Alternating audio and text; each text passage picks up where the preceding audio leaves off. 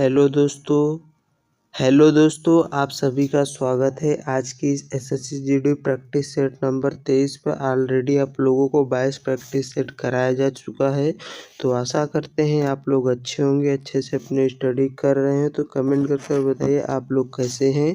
तो चलिए बिना किसी देरी के क्लास को शुरू करते हैं। आपसे रिक्वेस्ट है कि क्लास में अंत तक जरूर बने रहिएगा। इस क्लास में हम लोग महत्वपूर्ण 25 प्रश्नों को डिस्कस डेली शाम को 6:30 बजे करते हैं। कब? शाम को 6:30 बजे इस क्लास को आप लोग करते हैं।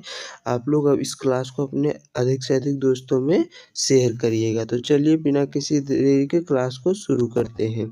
आज का हमारा पहला प्रश्न है कि दक्षिण गंगा के नाम से किस नदी को जाना जाता है? कावेरी को, कृष्णा को, गोदावरी या फिर महानदी को? तो दक्षिण गंगा के नाम से जो है कौन सी नदी को? तो गोदावरी नदी को जो है दक्षिण गंगा के नाम से जाना जाता है। ये दक्षिण भारत की सबसे लंबी नदी है। इसी के साथ महानदी की बात करते हैं, उड़ीसा में बहने वाली नदी है। महानदी पर ही कृष्ण जो है वो उड़ीसा में जो है हीराकुंड बांध बना हुआ है। इसी के साथ अगले प्रश्न में बढ़ते हैं। तो अगला प्रश्न हमारा है कि हीराकुंड बांध विश्व का सबसे लंबा मिट्टी का बांध है, किस नदी पर बना है? गंगा पर, महानदी पर, सतलुज पर या फिर नर्मदा पर? तो हीराकुंड बांध जो है मिट्टी का सबसे बड़ा लंबा बांध है। यह महानदी पर उड़ीसा राज्य में बना हुआ है। कौन सा डैम? तो हीराकुंड डैम। इसी के साथ अगले प्रश्न में बढ़ते हैं। तो अगला प्रश्न हमारा है कि भारतीय संविधान का अनुच्छेद 362 किससे संबंधित है? अंतर्राज्यीय परिषद से, अंतर्राष्ट्रीय जल विवाद से, अंतर्राज्यीय जल विवाद से, वित्त आयोग से या फिर लोक सेवा आयोग से? तो अनुच्छेद 362 की बात करें तो किससे संबंधित है? तो अनुच्छेद 362 जो है अंतर्राज्यीय जल विवाद से संबंधित है। इसी के साथ अगले प्रश्न में बढ़ते हैं। तो अगला प्रश्न हमारा है कि नर्मदा नदी का उद्गम स्थल कहाँ है? तो क्या महाबलेश्वर में, नासिक है, अमरकंटक की पहाड़ी या फिर ब्रह्मगिरी पर्वत है? तो बात करें नर्मदा नदी की, तो नर्मदा नदी का जो उद्गम स्थल है वो अमरकंटक की पहाड़ियाँ है। कौन सी पहाड़ी है? तो अमरकंटक की पहाड़ियों से नर्मदा नदी निकलती है। इसी के साथ अगले प्रश्न में बढ़ते हैं। तो अगला प्रश्न हमारा है कि केन बेतवा लिंक परियोजना किन दो राज्यों को बीच कार्य तेजी में आई है? बीच जो है दो राज्यों के बीच कार्य में तेजी आई है। उत्तर प्रदेश, मध्य प्रदेश, राजस्थान, गुजरात, उड़ीसा और आंध्र प्रदेश, कर्नाटक और तमिलनाडु। तो केन बेतवा लिंक परियोजना की बात करें तो यह कौन से राज्यों में? उत्तर प्रदेश और मध्य प्रदेश राज्यों के बीच कार्य में तेजी आई है। इसी के साथ अगले प्रश्न पे बढ़ते हैं। अगला प्रश्न हमारा है कि विश्व का सबसे बड़ा नदी द्वीप माजुली किस नदी पर स्थित है? गंगा, ब्रह्मपुत्र, सिंधु या फिर गोदावरी? तो विश्व का सबसे बड़ा नदी द्वीप माजुली नदी द्वीप की बात करें तो ये अरुणाचल कहाँ पर है? तो जो माजुली नदी द्वीप है वो कहाँ पर है? तो यह असम में है। और ये किस नदी पर अवस्थित है? तो बात करें यह आपके ब्रह्मपुत्र नदी पर अवस्थित है। इसी के साथ अगले प्रश्न में बढ़ते हैं। अगला प्रश्न हमारा है कि कौन सा नदी कर्क रेखा को 2 बार काटता है? तो जो कर्क रेखा ऐसी गुजरी है उसको 2 बार ऐसे कौन सी नदी काटती है? साबरमती, माही, चंबल या फिर नर्मदा? बात करें कर्क रेखा को 2 बार काटने वाली नदी की तो कौन सी है? माही नदी जो है वो कर्क रेखा को जो है 2 बार कट करती है। इसी के साथ अगले प्रश्न में बढ़ते हैं। तो अगला प्रश्न हमारा है कि सरदार सरोवर बांध भारत के किस राज्य में स्थित है? मध्य प्रदेश में, राजस्थान, गुजरात या फिर महाराष्ट्र में? तो सरदार सरोवर बांध जो है वो आपके गुजरात राज्य में अवस्थित है। इसी के साथ अगले प्रश्न पे बढ़ते हैं। तो आज का हमारा अगला प्रश्न है कि संविधान के किस अनुच्छेद के तहत नदी बोर्ड को स्थापना का प्रावधान किया गया है? आर्टिकल 243, आर्टिकल 262, आर्टिकल 280 या फिर आर्टिकल 312 के तहत? तो संविधान में जो है नदी बोर्ड की स्थापना का प्रावधान है जो कौन से अनुच्छेद में है? तो अनुच्छेद 262 के तहत किया गया है, अंतर्राज्यीय जल विवाद के तहत। इसी के साथ अगले प्रश्न में बढ़ते हैं। अगला प्रश्न हमारा है कि 2025-26 के तहत हर घर जल लक्ष्य जो प्राप्त करने वाला नवीनतम यूटी कौन सा है? तो नवीनतम यूटी यानी जो है केंद्र शासित प्रदेश कौन सा है हर घर जल योजना के तहत? लद्दाख है, पुडुचेरी, दिल्ली या फिर लक्षद्वीप। तो हर घर जल योजना के तहत जो है प्राप्त करने वाला नवीनतम यूटी की बात करें तो कौन सा है? तो आपका पुडुचेरी है। कौन सा? पुडुचेरी जो है वो नवीनतम यूटी है। इसी के साथ अगले प्रश्न में बढ़ते हैं।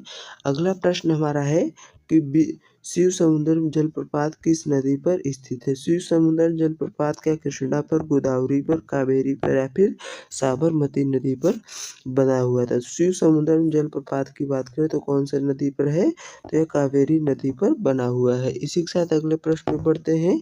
अगला प्रश्न हमारा है कि लोहे में जंग लगना किस प्रकार की अभिक्रिया है? भौतिक परिवर्तन, रासायनिक परिवर्तन, विस्थापन अभिक्रिया या फिर इनमें से कोई नहीं। तो लोहे पर जंग लगना कौन सी अभिक्रिया है? तो लोहे पर जंग लगना एक प्रकार की रासायनिक परिवर्तन होता है। इसी के साथ अगले प्रश्न में बढ़ते हैं। अगला प्रश्न हमारा है कि सिंधु नदी समझौता भारत और किस देश के बीच 1960 में हुआ था? तो सिंधु नदी जो समझौता है चीन के मध्य, अफगानिस्तान के साथ, पाकिस्तान या फिर बांग्लादेश के साथ। तो सिंधु नदी समझौता 1960 में भारत और पाकिस्तान के मध्य हुआ था। किसके मध्य? भारत और पाकिस्तान के मध्य हुआ था। ऑपरेशन जो सिंदूर है इसके समय इसको स्थगित कर दिया गया, फिर दोबारा इसको चालू कर दिया गया है। इसी के साथ अगले प्रश्न में बढ़ते हैं। अगला प्रश्न हमारा है कि सुंदरबन डेल्टा का निर्माण करने वाली मुख्य नदियाँ कौन सी है? तो सुंदरबन डेल्टा का निर्माण करने वाले का गंगा और यमुना है, गंगा और ब्रह्मपुत्र है, गंगा और झेलम है, कृष्णा और कावेरी है। तो सुंदरबन डेल्टा जो है वो कौन से दो नदियों के द्वारा बनाया जाता है? तो गंगा और ब्रह्मपुत्र के द्वारा यह जो है सुंदरबन डेल्टा बनाया जाता है, जिसमें मैंग्रोव वन सर्वाधिक मात्रा में सुंदरबन डेल्टा में पाए जाते हैं। इसी के साथ अगले प्रश्न में बढ़ते हैं। अगला प्रश्न है कि विटामिन डी का रासायनिक नाम क्या है? रेटिनॉल है, टोकोफेरॉल है, कैल्सिफेरॉल है या फिर एस्कॉर्बिक एसिड है? तो विटामिन डी जो है इसका रासायनिक नाम की बात करें तो क्या है? कैल्सिफेरॉल जो है इसका रासायनिक नाम है। रेटिनॉल जो है विटामिन ए का रासायनिक नाम है। इसी के साथ अगले प्रश्न में बढ़ते हैं। अगला प्रश्न है कि प्रायद्वीपीय भारत में कौन सी नदी पश्चिम की ओर बहती है? जो प्रायद्वीपीय भारत है उसमें क्या महानदी, ताप्ती, गोदावरी या फिर कृष्णा? तो प्रायद्वीपीय भारत में जो है ताप्ती नदी जो है वो पश्चिम की ओर बहती है। बाकी सभी नदियाँ जो है किधर बहती हैं? तो ये सब पूरब की ओर बहती है। इसी के साथ अगले प्रश्न में बढ़ते हैं। तो अगला प्रश्न हमारा है कि नागार्जुन सागर बांध किस नदी पर निर्मित है? कावेरी पर, कृष्णा पर, गोदावरी पर या फिर तुंगभद्रा पर? तो नागार्जुन बांध की बात करें तो कौन सा नदी पर बना हुआ है? तो आपके कृष्णा नदी पर बना हुआ है। इसी के साथ अगले प्रश्न में बढ़ते हैं। तो आज का हमारा अगला प्रश्न है कि रक्त का शुद्धिकरण शरीर के किस अंग में होता है? हृदय में, फेफड़ों में, वृक्क में या फिर यकृत में? तो रक्त का शुद्धिकरण की बात करें तो कहाँ पर होता है? वृक्क यानी किडनी में रक्त का शुद्धिकरण होता है। हृदय का कार्य पंप करना है। फेफड़े क्या होते हैं? श्वसन में सहायक होते हैं। यकृत शरीर की सबसे बड़ी ग्रंथि होती है। इसी के साथ अगले प्रश्न में बढ़ते हैं। तो अगला प्रश्न हमारा है कि 2026 में विश्व जल कांग्रेस की मेजबानी कौन सा शहर कर रहा है? 2026 में जो है विश्व जल कांग्रेस की मेजबानी नई दिल्ली, बीजिंग, पेरिस या फिर सिडनी? तो 2026 में जो है विश्व जल कांग्रेस की मेजबानी की बात करें तो कौन सा देश कर रहा है? तो विश्व जल कांग्रेस की मेजबानी नई दिल्ली के द्वारा किया जा रहा है। इसी के साथ अगले प्रश्न में बढ़ते हैं। अगला प्रश्न हमारा है कि स्वच्छ जल प्राप्त करना किस मौलिक अधिकार आर्टिकल 21 के तहत का हिस्सा है? समानता का अधिकार, जीवन का अधिकार, स्वतंत्रता का अधिकार या फिर शोषण के विरुद्ध अधिकार? तो स्वच्छ जल प्राप्त करना जो है आर्टिकल 21 के तहत ये समानता का अधिकार है। किसका है? स्वतंत्रता का अधिकार है। किसका अधिकार है? किसका नहीं, यहाँ पर स्वतंत्रता नहीं, स्वतंत्रता का अधिकार है। इसी के साथ अगले प्रश्न को बढ़ते हैं। तो अगला प्रश्न हमारा है कि गंगा नदी किस राज्य में सबसे लंबी दूरी तय करती है? तो क्या उत्तराखंड में, उत्तर प्रदेश में, बिहार में या फिर पश्चिम बंगाल में? तो गंगा नदी की कुल लंबाई 2525 किलोमीटर है। ये उत्तराखंड के उत्तरकाशी जिले से गंगोत्री हिमनद से जो है निकलती है। उत्तर प्रदेश में सर्वाधिक जो है दूरी तय करती है और उत्तर प्रदेश में बिजनौर नामक जो है जिले से प्रवेश करती है। इसी के साथ अगले प्रश्न में बढ़ते हैं। तो अगला प्रश्न हमारा है कि गांधी सागर बांध किस नदी पर स्थित है? नर्मदा पर, चंबल यानी मध्य प्रदेश, सेन नदी पर या फिर केन नदी पर? तो गांधी सागर बांध की बात करें तो कौन सी नदी पर है? चंबल यानी मध्य प्रदेश नदी पर गांधी सागर बांध अवस्थित है। इसी के साथ आज के अगले प्रश्न पे बढ़ते हैं। अगला प्रश्न हमारा है कि हवा में ध्वनि की चाल कितनी होती है?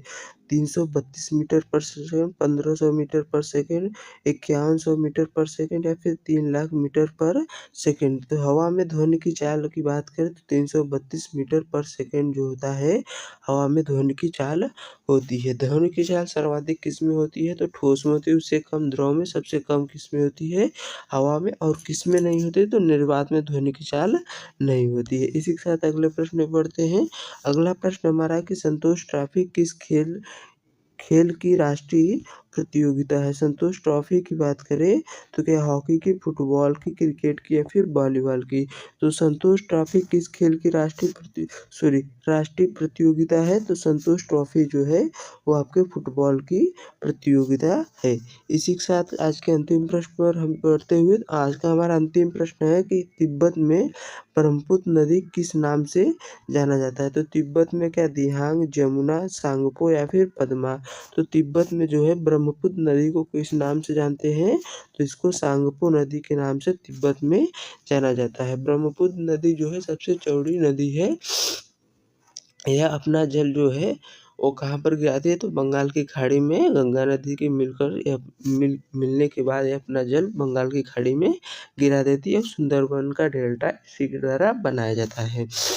तो आज का यह प्रैक्टिस सेट यहीं पर समाप्त हुआ है। यह प्रैक्टिस सेट कैसा लगा आप लोग कमेंट करके ज़रूर बताइएगा। अगर अच्छा लगा हो तो हमें अधिक से अधिक सपोर्ट करिए और अपने दोस्तों को भी शेयर करिए। तो चलिए मिलते हैं नेक्स्ट क्लास में, तब तक के लिए अपना ध्यान रखिए। जय हिंद, जय भारत।